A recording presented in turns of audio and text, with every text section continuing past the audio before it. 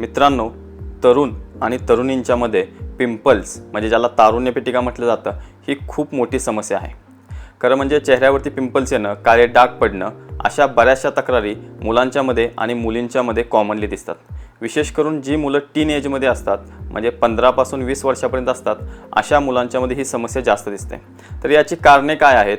तर चेहरा तेलकट असणे, शरीरामध्ये उष्णता प्रचंड असणे, केसात कोंडा असणे.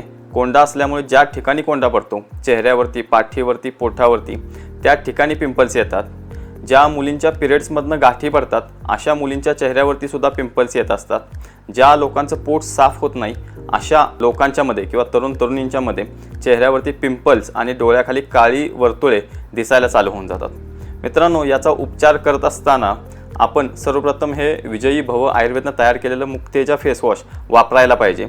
याचसोबत मुक्तेजा सिरप हे जर आपण वापरलं तर याने खूप चांगल्या पद्धतीनं पिंपल्स कमी येतात. ज्या लोकांना पित्ताचा त्रास आहे किंवा उष्णता प्रचंड आहे, अशा लोकांनी कामदुधार रस ही गोळी सकाळी संध्याकाळी जेवणाच्या आधी घेतली तर याने चांगल्या पद्धतीनं पिंपल्स कमी होऊन शरीरातली उष्णता देखील कमी होते.